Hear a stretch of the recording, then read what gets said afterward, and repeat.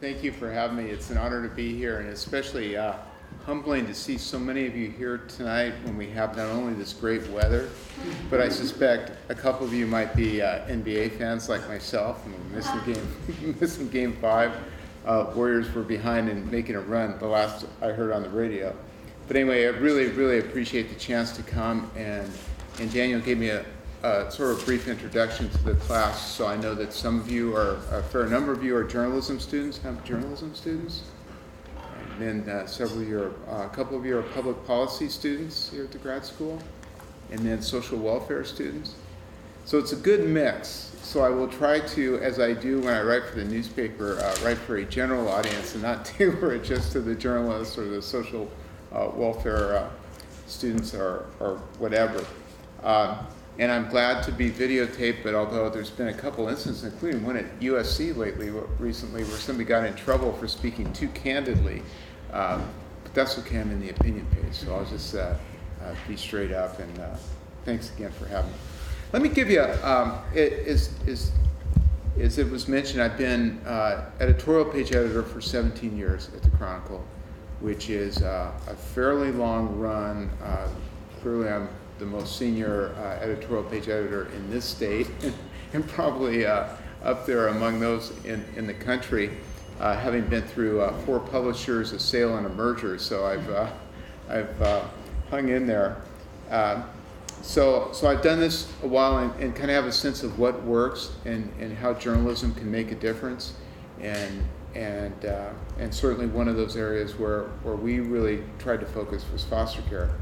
Let me tell you a little bit about kind of my philosophy of what I think makes a good editorial campaign or crusade, if you will. And that is maybe about 3 or 4 years ago, Darrell Steinberg, who's the Senate President Pro Tem in the California legislature, was coming in, and he was talking about being a member, one of the 120 members of the legislature. Of course, he's now a leader, but he talked about, okay, what is his philosophy for being an effective senator? Because you can't do everything, even though you theoretically could have your hands in everything. Realistically, you have to figure out what you're going to focus on.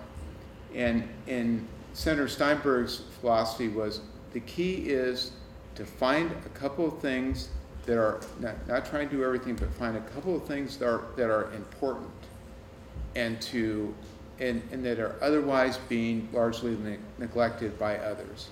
Everybody's going to jump on, tax reform or homelessness or all these really big issues, but he decided that the way to be an effective senator early on was to focus on a few things. It's funny when he said that was music to my ears, because that's exactly the same philosophy that I have with our editorial page. I mean, we will day in and day out do the editorials. San Francisco supervisors deciding whether to ban public nudity. Yes, we're going to weigh in. President Obama trying to figure out what he's going to do about Syria, or whether he's going to close Guantanamo Bay. We will do editorials on that. We will do the editorial endorsements when elections come up for all the candidates and for all the ballot measures, which I think is an important part of our role. But I think above and beyond that, I think we're really only doing our job if we are trailblazing in ground that others are not paying sufficient attention to. And over the years, we've had a few of these campaigns that have really helped me figure out, as a journalist, what makes a difference and what doesn't.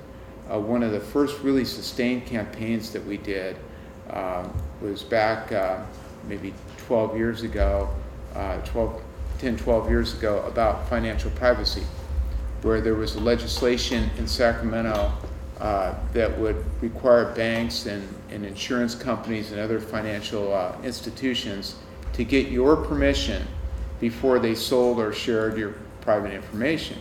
Well, first of all, as I heard about this bill, I thought it's pretty remarkable that banks are, my bank is selling my personal information without my permission.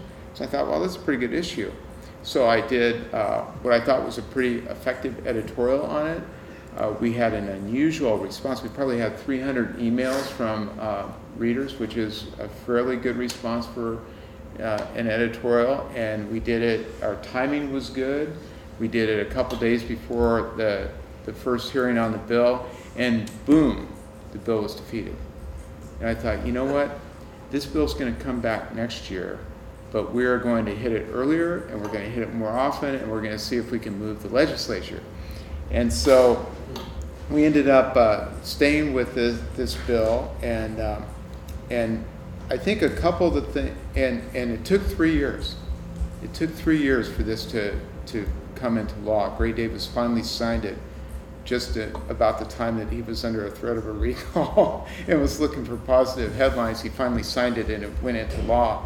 But I saw all kinds of problems with the legislative process, which I'll get to in a second, which became another campaign of editorials. But the things that I found that really elevated that issue and led to change was one, clearly framing the problem and what needs to be done. You know, there's sort of a joke among editorial pages that you never want, that the worst kind of editorials always end with something to the effect of something must be done. You know, which is such a meaningless editorial. You're kind of, okay, what? You know, why am I reading your editorial page?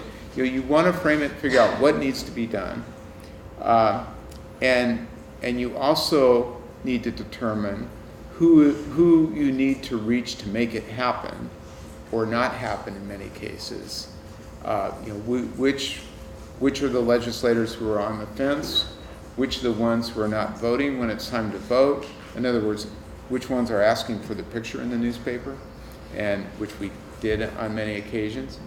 And then the third challenge in terms of having an effective editorial is engaging the readers, showing it how it affects them, that issue affects them, and what they can do to get engaged. And that was in the financial privacy bill, which we wrote something like 60 editorials on over 3 years.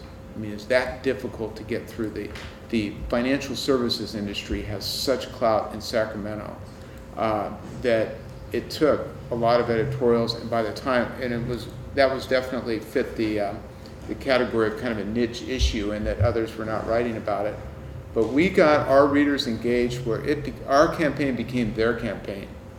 When a critical hearing was coming up, we would list the email addresses of the key legislators who were waffling. When people voted the wrong way, we put their names and email addresses in the paper, which also became very helpful for us, because first of all, our readers did get engaged, and then we saw what the legislators were saying back to them, which a lot of times was not quite right. Not quite representation of the they would of the forward facts. you those emails. So The readers would. The readers would, when Senator Sixpack would send them back a thing and saying, well, here's why I voted against the bill. So a lot of times it would be factually incorrect, and so we could then say, no, that's not what the bill says, and in fact, call that senator out in the paper.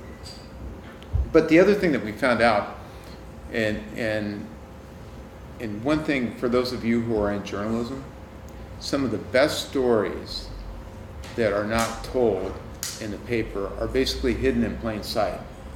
Sometimes they can be there with reporters in the room.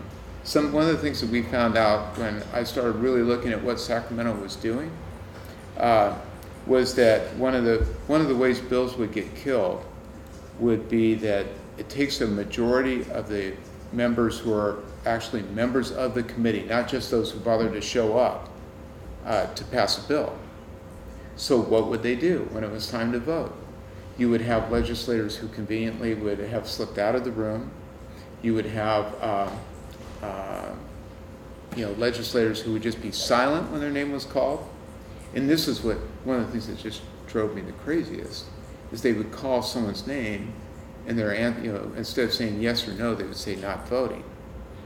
So what they would do then is they would not have nobody wants to vote against financial privacy and have your opponent in the next election hold that against you.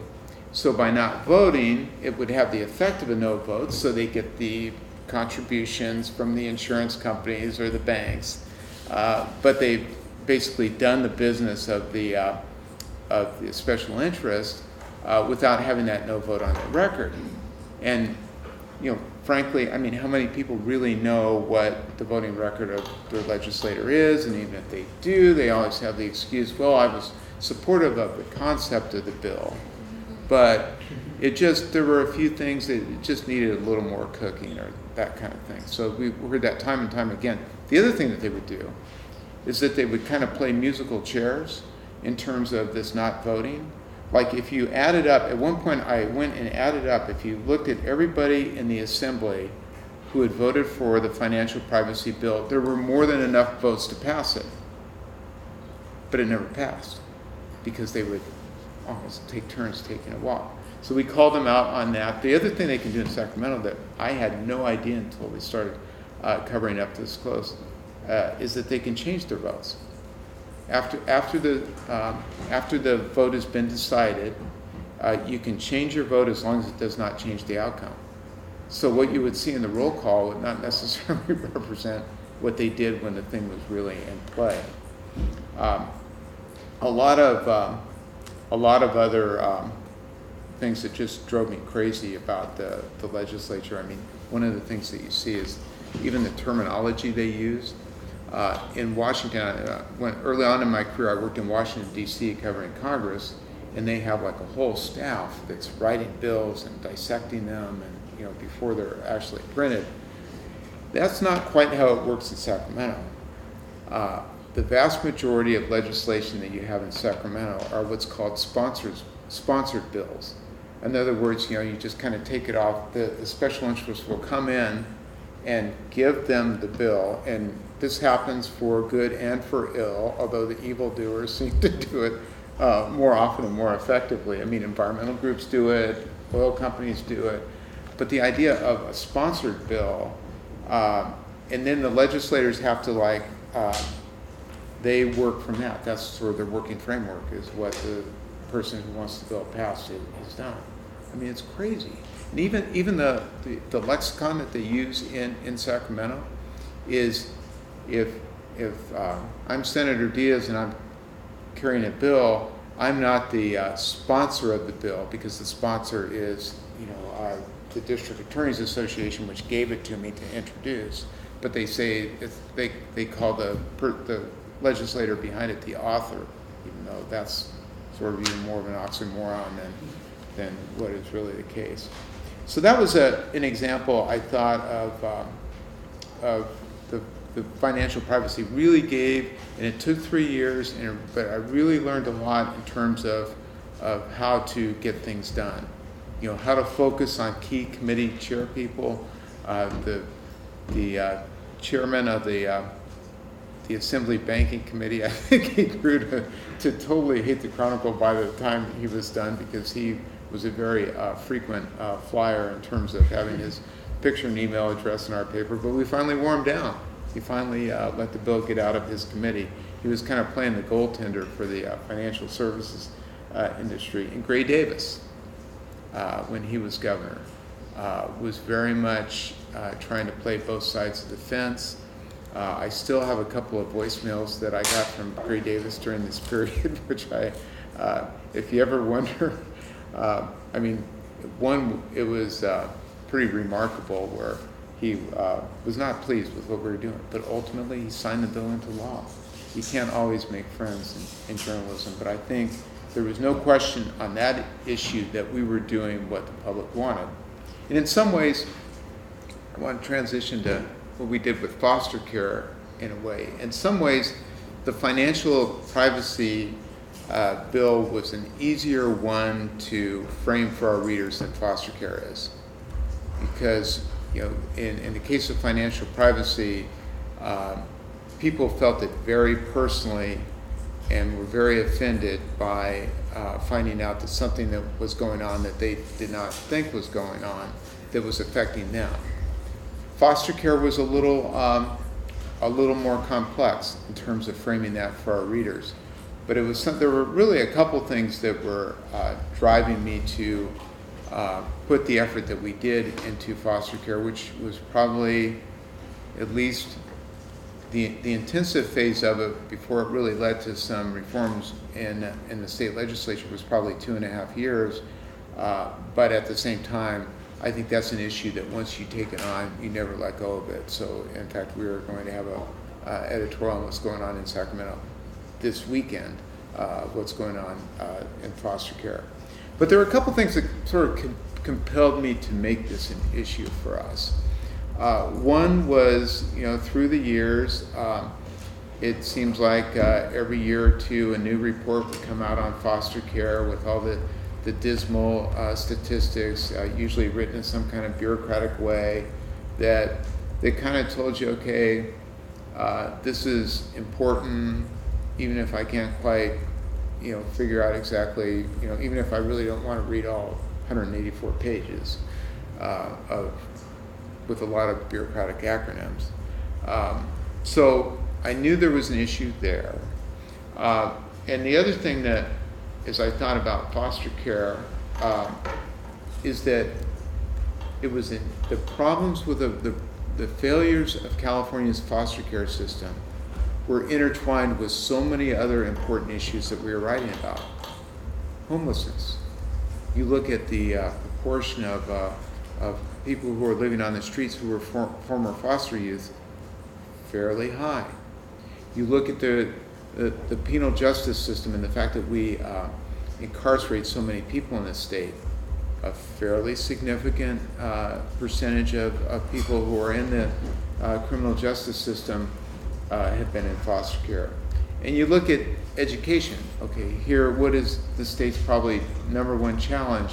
How do we educate and prepare the next generation to compete in the global economy and to give California employers the skilled workers that they need to do the job? You look at the numbers on foster care, and they're entirely grim. So then you take all of that, and then you have the overlay of, I'm a parent, and I'm thinking, okay, and I'm looking at it in a very, personal way of, let's see, if my child was many more times likely to end up in homeless or in prison than to graduate with a college degree, there would be absolutely nothing in my life that I would not sacrifice to reverse those numbers. So therein, I thought it was a very compelling issue for us, and I thought the way that we could frame it for our readers is to look at these foster youth as not just someone else's children who have been, for whatever, well, it's not my problem, it's it's someone else's kid, but two things. One is these children, by through no fault of their own, are the responsibility of the state. So they are our children, our collective responsibility. I think that's one way to frame it. And the other way to frame it is, even if you're the most cold-hearted person and you're just totally practical and you don't care if these kids end up homeless or on the streets, but hey, if I'm a taxpayer, this is not a good thing to have a legion of young people becoming homeless or in prison and costing society as opposed to becoming pragmatic citizens, productive citizens. So I knew it was an issue, and it was an issue that we should address. I knew it met that standard, like I was talking with Senator Steinberg, of being important and really not at the forefront of California public policy. So I decided, okay, we are going to, I was trying to encourage one of my editorial writers to take it on, and then suddenly I got a new editorial writer. This was about 2006, 2007. Patty Plobletti came in, and we were talking about different ideas, and she goes, one of the things I'd like to look at is the foster care system. I go, bingo, okay, you got it. So I said, okay, and I didn't have a particularly big staff then or now, but I said, okay, Patty, I want you to go out and find out what's going on, and put this in real life terms, write it in a way where we can find out what's working, what's not working, that we can bring our readers into these young people's lives, and we're going to go for it. We're going to find out not only what's wrong in terms of policy, but we're going to talk to young people. So she went out and spent a few weeks and came back with some really good things, including a lead. She talked to a couple of students. There was one student or one foster youth that she really particularly had a rapport with, and she sort of outlined where she wanted to go with the editorial. I said, well, that's all well and good, but I think you're onto something really good. Go spend some more time. So she went out and spent some more time reporting. And it wasn't, I didn't keep sending her back because she wasn't getting things, but just the richness of the information that she was getting, and the sort of the real life concerns about the inability that these young people were not being tracked as they were being bounced from school to school, and the experience that they were having when they went to dependency court, and just this sort of snap judgments that were made about their lives, oftentimes with them not being involved with it. Just go right down the list, and the numbers from county to county, depending on which of the 58 counties that you lived in California, would have a great impact on what kind of services that would be available to you. I mean, it was almost like we had 58 states instead of 58 counties. So it was clearly she was coming up with great stuff. Well, by the time it was all said and done and we were ready to go to print, the first edit, because I wanted this to be something that would be a package that would get in readers' faces, that would say, okay, we are interrupting regular programming for something that you got to listen to, even if you normally, just like come past the editorial page. The first package of editorials that we ran on foster care, you know how when you look at the editorial page, usually they'll have, like, on the left-hand column, maybe like, depending on the day, we'll have like 2 or 3 editorials, and then the rest are letters to the editor. We took up, our first editorial was 3 full broadsheet pages, no ads, where we laid out what was wrong and what was right in the system. And then we continued to follow up with a succession of editorials, going out, challenging the governor, challenging the legislature, and sort of early on that year, foster care, again, had been on the agenda, but really more on the back burner.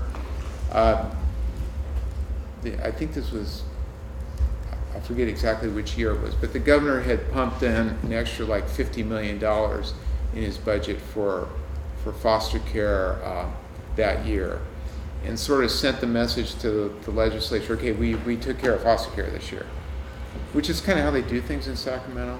I mean, they never really want to fully solve a problem. They just want to do enough to kind of keep, the advocacy groups from barking, and for Daniel to find out, it's just to keep him from, leading a bunch of foster youth demonstrating and that kind of thing.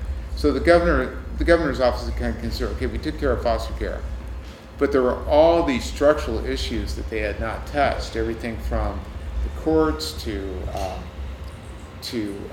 accountability. I mean, one of the things that we found is that, a fair number of foster youth our young people were dying in foster care, but they had no central tracking of, there's no place you can go in Sacramento, you had to go county by county, there's no place that you could go in Sacramento and say, okay, how many kids in foster care died last year and what did they die of?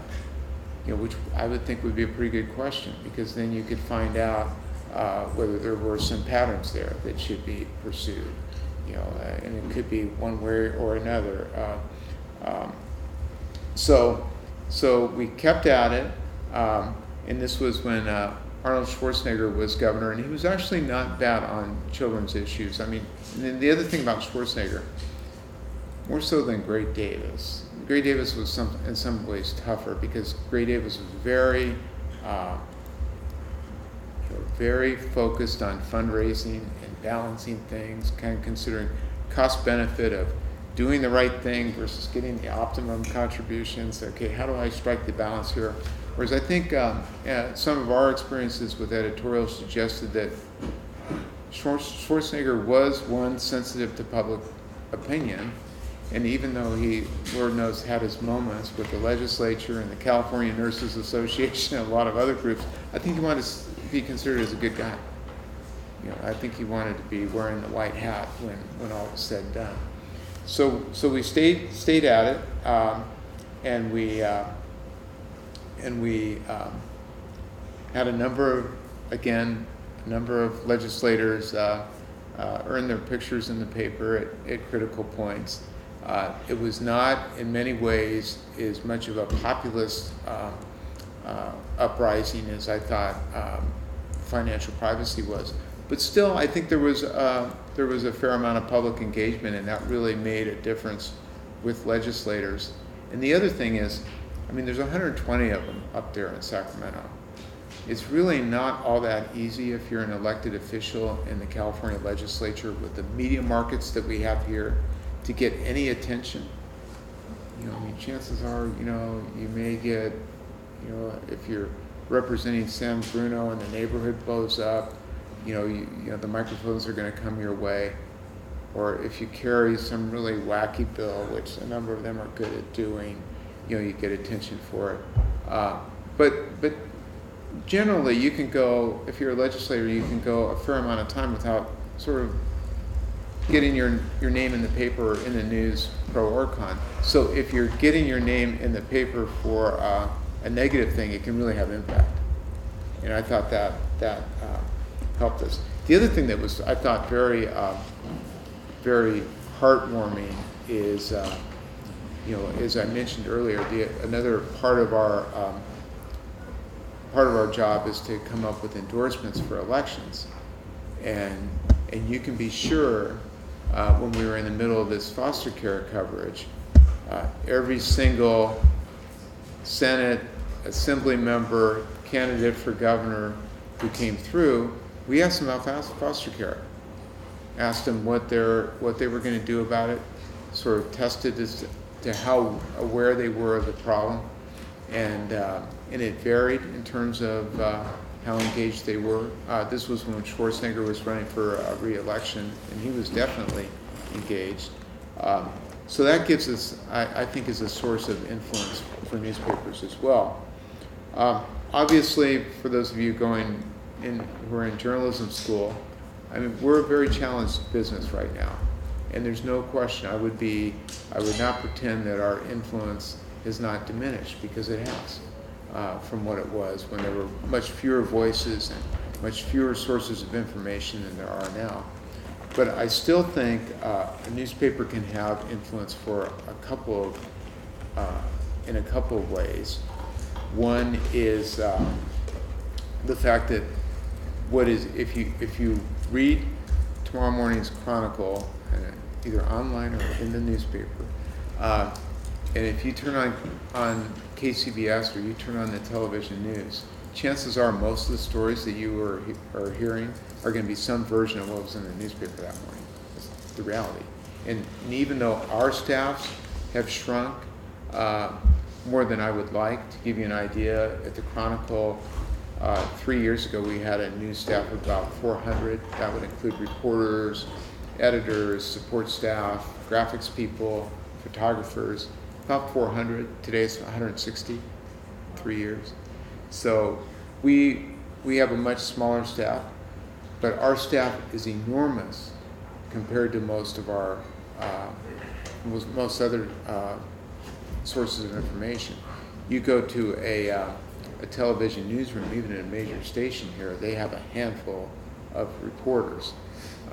People are getting information from bloggers who may be very smart at what they do and may be good writers, but they tend to be either highly specialized, but they don't have really the staff or the time to do what we do unless they're really micro-focused on one issue. So it is, I think, I mean, I've been doing this job for 17. I've been in the news business about 35 years, and as I wrote, there was a survey that came out last week from a job search site called CareerCast, and it rated all jobs in America from 1 to 200, best to worst.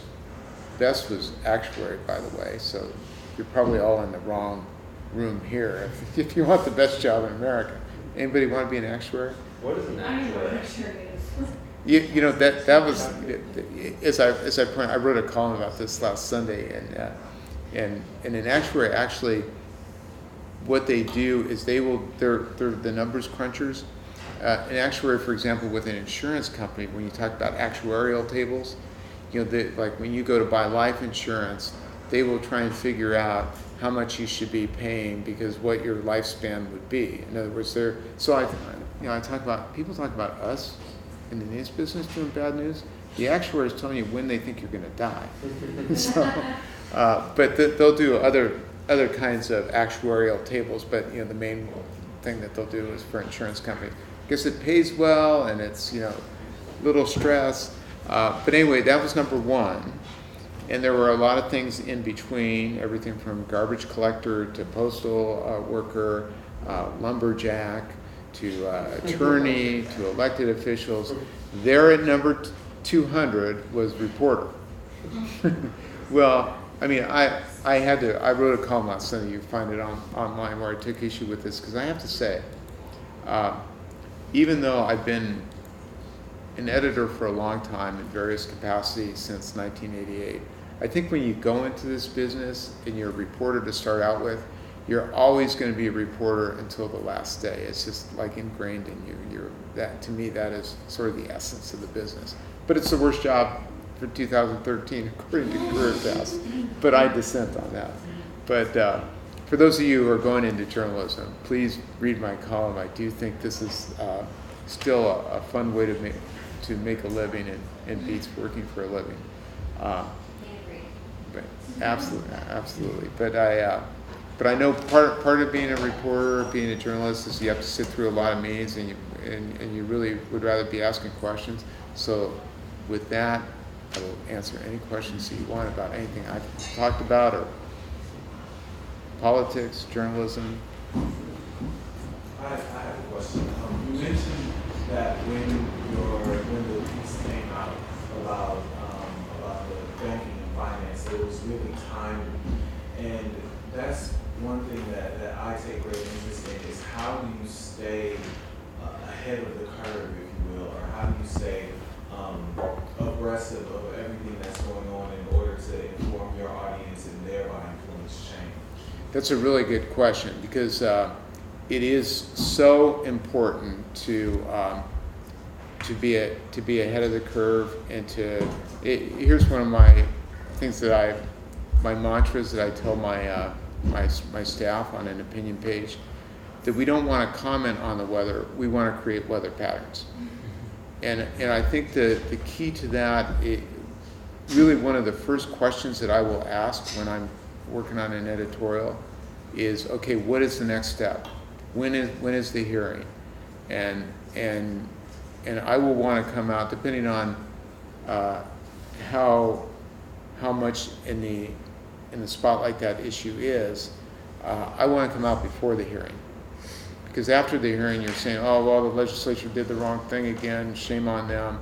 I do want to, if I've written about something ahead of time, I do think we want to follow up with the editorials. Because you don't want somebody who does the wrong thing to say, well, I survived the hit from the Chronicle, they've gone away, now they're on to other things. You want to have that accountability. But that is usually one of the first questions I'll ask, okay, what is, when's the next step? When's the deadline for that bill to get out of committee? When is, in the case of bill signings, what order do you think the governor, and again, that's reporting, working with sources, a lot of times not asking, you don't always get that from the official, the official spokesperson.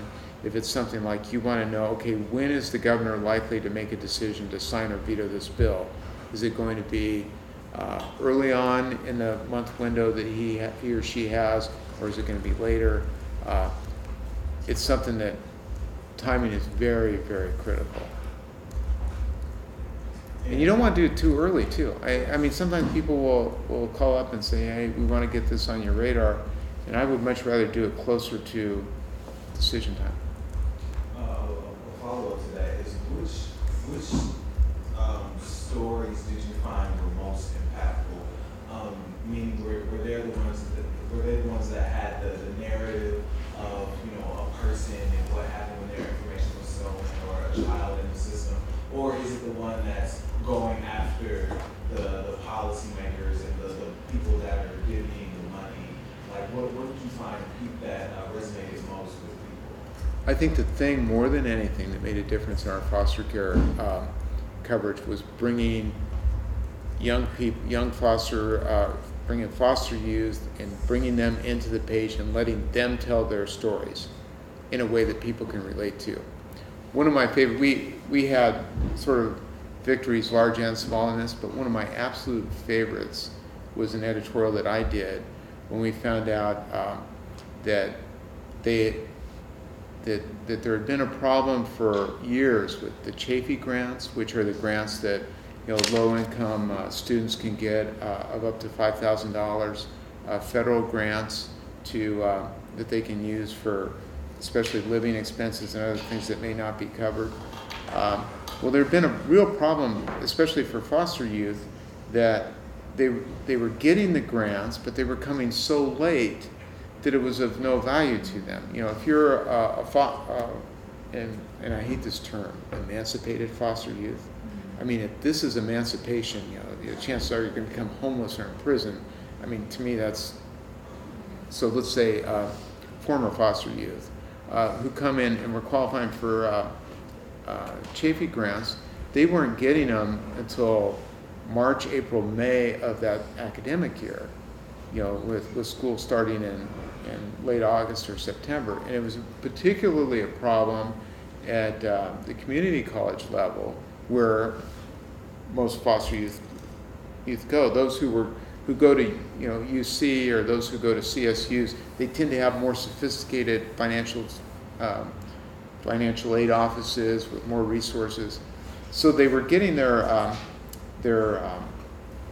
Chafee grants way too late in the year, where a lot of them were dropping out before they got their money. So the legislature came up with this program where they were going to front the money so that they got them by the beginning of the school year. And of course they had the press conference, and this is great, we've solved this problem. The federal government was like dragging its feet, and it was hurting these foster youth, while we, the legislature, came to their rescue.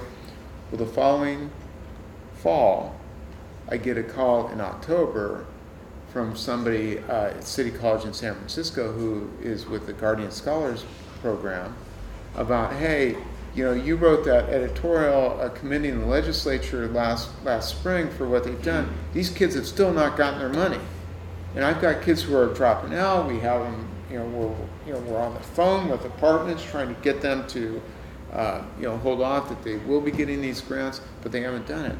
And they've said, okay, let's do this. Get me some of the students.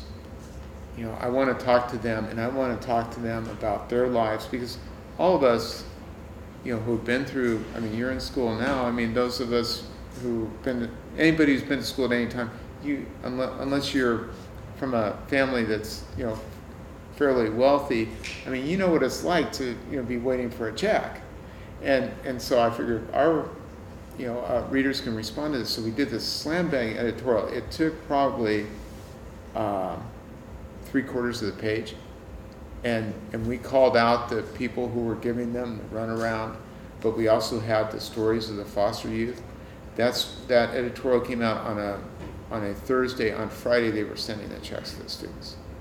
It was one of the most rewarding things, when you know that, you see the direct cause and effect. But to answer your question, I think you need both. But I think if you don't have, I think especially in the issue of foster youth or any kind of social services, you want to bring human beings that people can relate to. To follow up on that, how did you integrate? You talked with foster youth, and then how did you integrate what you discussed with them into your editorial?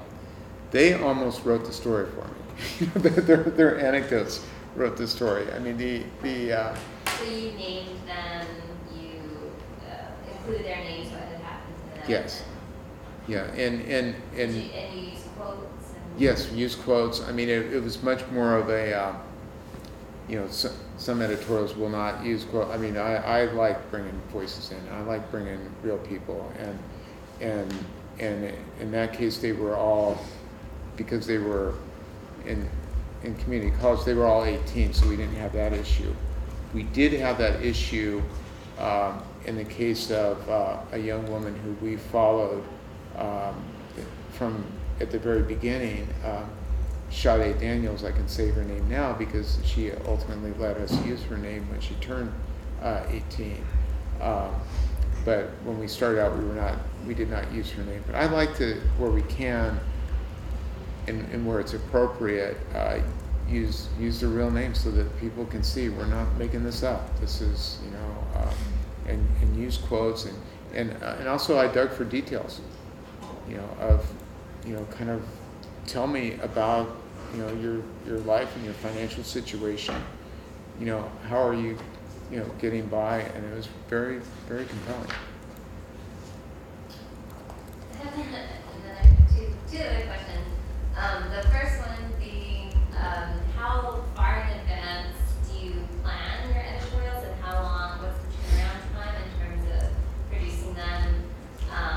And then the second question is, in terms of bringing the newspaper online, have you seen a difference, a shift in the way editorials are circulated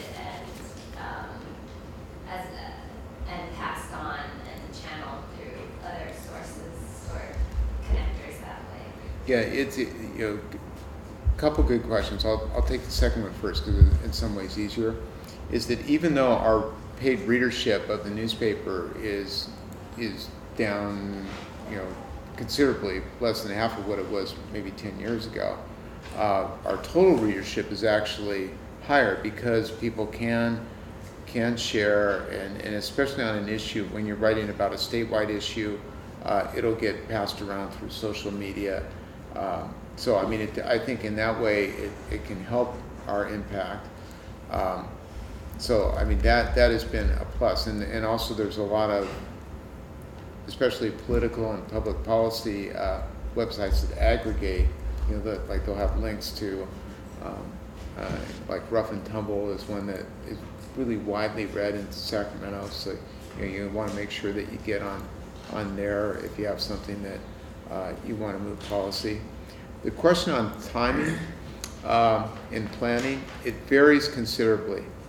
There are things where we'll be planning something that takes a couple weeks to do, and I'll cut a writer loose to do it, or sometimes even longer if they're going to be doing other things in between. And sometimes they are incredibly rapid fire. It's like something happens that you need to be in the paper the next day, even if to acknowledge that you weren't asleep at the switch when a big story happens. Probably the quickest turnaround that we had from start to finish was the Bin Laden raid, which was anyone working at a newspaper or internship at that point. It happened on a Sunday night, and it happened like right on deadline. And I was actually out of town. I was at a conference on criminal justice at USC on the campus. And suddenly, boom, everybody's, there were other journalists there as well as criminal justice people. Boom, our cell phones and texts are going off. That it wasn't immediately announced that Bin Laden had been killed, but something was going on, that the president was going to be coming on TV, and this was like at 8 o'clock on a Sunday night. So in other words, 11 o'clock back east, that the president was coming on television. President Obama coming on television at that hour, is not only big, but it's huge. So I literally ran back to my hotel room and mind you, flipped open my laptop and wrote wrote the editorial, redesigned the page, because it's like I didn't really have time to interface with, first of all, there weren't that many design people on duty, and they were scrambling with page one or whatever. Wrote the editorial, tore up and redesigned the page, got a picture of bin Laden, and did it, and had it through the copy desk in a little over an hour. So sometimes it's very quick, and more reactive than really well thought out. But I think that editorial stands up, considering, but it wasn't a particularly long one, but it was our lead, obviously our major editorial on the page. So it varies. I mean, we will decide each morning. We'll get together and decide what we're going to editorialize on, myself and the other members of the editorial board, and it's not uncommon that at least one of the editorials that we have will just be go from start to finish that day, but usually there's longer term things in it too. Yes? You gave a few examples or principles that make great editorial, and I was just wondering, as someone who's not in journalism, are those the same things that make great op-ed, or is there anything different to be aware of trying to contribute from an external perspective, an op-ed aimed at a solution to a problem? Well, I mean, op-eds can serve different purposes. I mean, in editorial, I always think that there are a lot of similarities. I mean, within op-ed, you don't. I was kind of giving you the traits of an editorial campaign, as opposed to just. I mean, some op-eds are just, sort of insightful, thoughtful essays. I mean, they have to have a point of view. You clearly don't want something has to be done, something must be done at the end of an op-ed any more than an editorial. But I think a lot of the same qualities go into it, and there's several reasons that you would have credibility as an op-ed writer. One would be if you were the expert yourself, then you really don't have to do a lot of additional research. People will recognize you as an expert, and they'll say that at the tagline. But if you're just doing it, are you a social welfare student or public policy? Yeah, a public policy student. If you become an expert in nuclear proliferation and then you don't maybe have to talk to a lot of people. But otherwise, I think the same qualities of reporting, of framing the issue so that people care about it. And the other thing, when you're putting together either an op-ed or an editorial, I always look at it that the most effective opinion pieces are when you're writing to persuade not the person who agrees with you and not the person who is going to disagree with you no matter what you say because of either ideology or partisan affiliation, but sort of the persuadables. And I think if you go at it that way instead of like preaching to the choir, I think it's going to be a much more effective piece. And the other, just one small tip along those lines that I always I tell my own writers, remind myself, is that when you're writing a piece, always know what the strongest argument of the other side is, and know that you're going to account for it in some way in your piece. It might be that you can break it down. Here's why they're wrong. Blue, 1, 2, 3. Or it may be that you acknowledge, okay, they have a point here, but here's why. I think the preponderance of the evidence supports my point. And the other thing about both editorials and op-ed pieces that I tell people is think of it. To me, the most mundane pieces that I read on editorial pages is when you're kind of getting, it's kind of on this hand, on the other hand, and then you kind of get to the last graph, and it's almost as if the writer is flipping a coin to decide what to do. Take a point of view and start from the beginning. Make sure that kind of like you want to catch the reader's attention of where you're going from the start. Yes? Question about politics involved in, the role of an editorial page in a newspaper. I'm a long-term reader of the New York Times, but I'm very familiar with kind of their political slant, and I just recently Their editorial page is a little different. a little bit of a counterpoint. So I'm just wondering, I mean, from your experience, like up until you came to the Chronicle, like how did you know that the Chronicle was going to be a good fit for you? Like, is the kind of thing where you sort of knew what the Chronicle's kind of reputation was as being, oh, this much left of center, this much right of center, that kind of thing. And like, do you think that affects the types of folks that can work at certain newspapers in an editorial sort of capacity? Well, I do think it affects who works on the editorial page. I mean, I would separate that from the news side. The Wall Street Journal, for example, has, I think, a very good editorial page, a very entertaining editorial page, a very conservative, libertarian editorial page, but that does not affect, what it does in the rest. I think it plays, I think it really plays down the middle and is a very reputable, does very reputable journalism outside of the editorial page. I'm not saying that their editorial page is not reputable, because it's very good. They've won Pulitzer Prizes, but I think you separate that. Same with the New York Times. I think they separate their editorial page, which is more left or center left. I think our editorial page is probably not all that different from the New York Times in terms of philosophy overall. But in terms of whether you can, what I thought when I took the editorial page, my feeling was then, as now, is that I would do what I thought was right for the community, for the paper, that is sort of true to my philosophy and ideology, and not worry about that I'm trying to do an agenda that's preconceived for what I should do.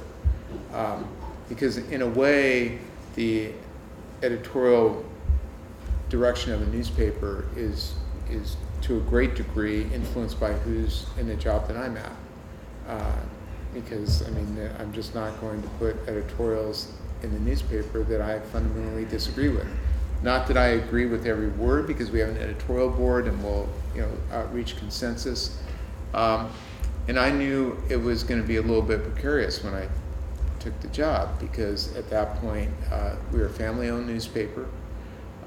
There were Republicans shareholders, there were Democratic shareholders, and they all would have liked to have seen their worldview reflected on our editorial page. So, as I would describe our philosophy, I think, certainly on social issues, we're certainly, I would say, liberal, pick your issues, same-sex marriage, foster care, criminal justice. I think on fiscal issues, we tend to be sort of more centrist in the sense of, we've supported an awful lot of tax increases. We're certainly not ideological there, but we also have really been advocates for efficiency in government, responsibility, thinking of things like, future generations, whether it's, public employee pensions or what happens with Social Security. I want it to be there when all of you are ready to retire as well. And I don't think we're on a particularly great course for that right now. So the way I looked at it is, rather than from day one, in my first day on the job as editorial page editor was my first day on an opinion page anywhere, so I knew I was going to be learning on the go. But I figure if it is a little bit of a precarious position in that it tends to be, if the publisher thinks you're in the wrong direction, or you get into some, it's easy, every day. We put an editorial cartoon in the paper every day. Every day is something.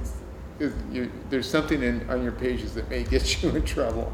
So my philosophy was, just don't worry about it. Do what I think is right. Sort of be a voice of sensibility in a city that does not always have that. And then not worry, and also keep my bosses, whether it's the ownership or the publisher, or I report to the editor, keep them informed of what I'm going to do, of what we're going to do. Like on endorsements, don't give them any surprises. Don't give them a proof of the page when it's too late to discuss. And I find when you do that, that you pretty much, you get your way. I mean, Hearst has owned this newspaper since November 2000. Hearst, which is corporate owned in New York, and people say, well, what's it like working for corporate ownership? I had family ownership before, and I would sometimes hear their opinions, and again, I would end up doing what I thought was the right thing to do. Since we've been corporate owned, Hearst, New York has never once ordered an editorial, never once killed an editorial, never once called up after an editorial and say that was all wet. And so I think it's a matter of, especially in this job, you have to be true to yourself, because the worst thing you would want to do, I mean, it is a job that it does not have the greatest job security. I mean, I've been through 4 publishers, a sale, and a merger, and usually any of those events could lead to the change of the editorial page editor. Well, at this point, I mean, I think after 17 years, it's pretty clear what direction, I've taken the page, and it's probably not going to change. If you want to change the direction, you would have to change, my position. But my feeling is if something happens and I were to end up getting fired, I would rather get fired because I'm doing what I thought was the right judgment call than that I was doing something that I thought somebody wanted me to do, but I didn't do it quite like they wanted to do it. So I figured that way I'm sanguine about it. How does an editorial board work? So you're like, you talked about this Bin Laden situation where you had to do it in an hour, but typically how do you, I have no idea. I mean, how do you vet? I mean, what is their oversight role, and who makes up the editorial board?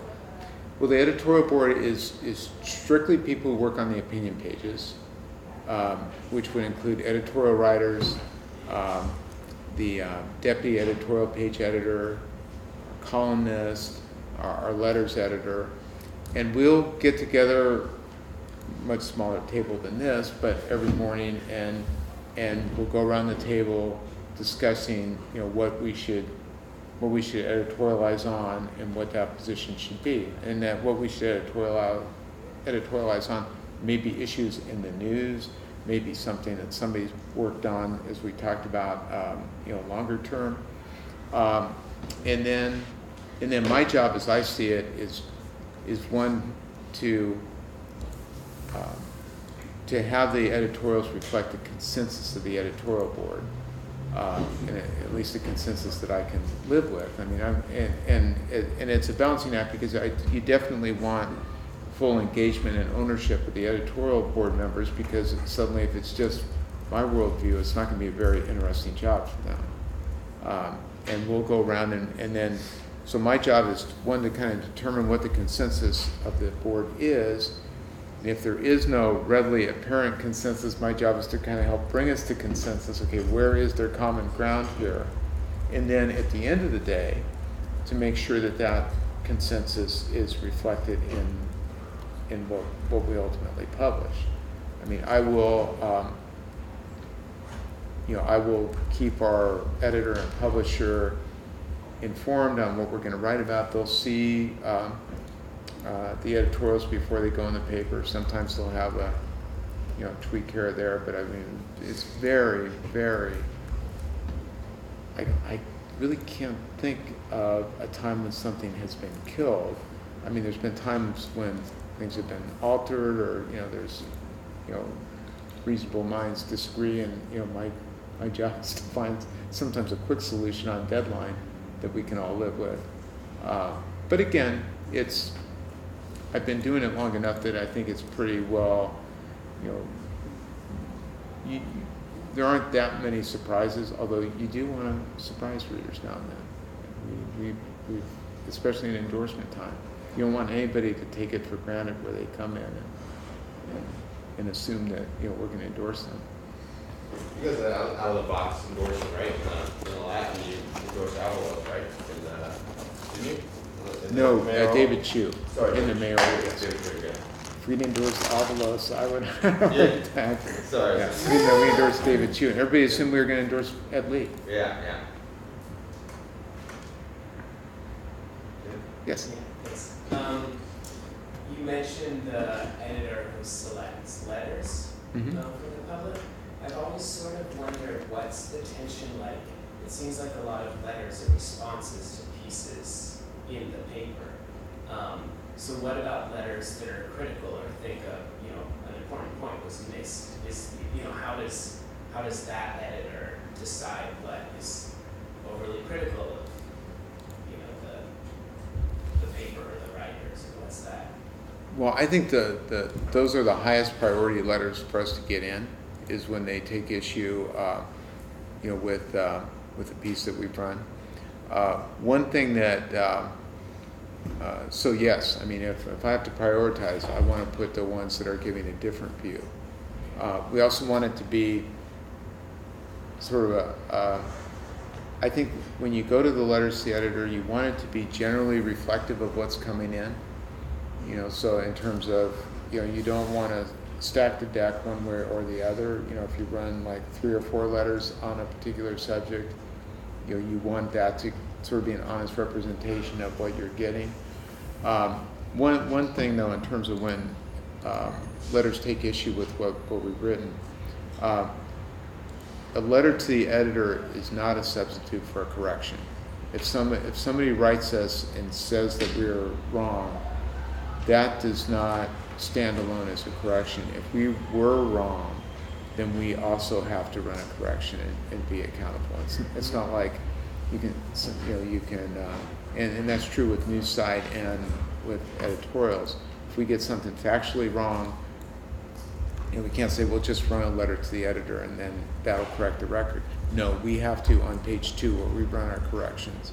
I think it's one of the most important things that we do as journalists, is own up to our mistakes and do it in a forthright manner, and not just like, oh, well, the next story we'll get that figure right, or we'll just run a letter. I mean, I think we need to, and it's not, no matter how good you are in this business, you're going to make mistakes, and they're going to be painful.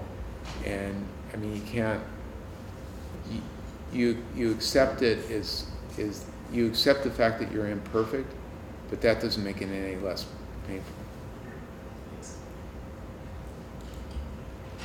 Well, John, really appreciate having you here. I think I think it's really nice that our last guest speaker is you, who's done so much to really use the pen to drive change, and that's kind of what we've been looking at for a while, for the whole time here. I think it was interesting last week we had David Bornstein, who writes for the New York Times via Skype, and he was talking about information. You talked about from 1 to 200 in journalism is the last one down, but he was saying that the information that you have when you're searching for solutions is the most valuable information in the world. And so, I think that we all can go ahead and find that really valuable stuff, and like Steinberg says, focus on what's important.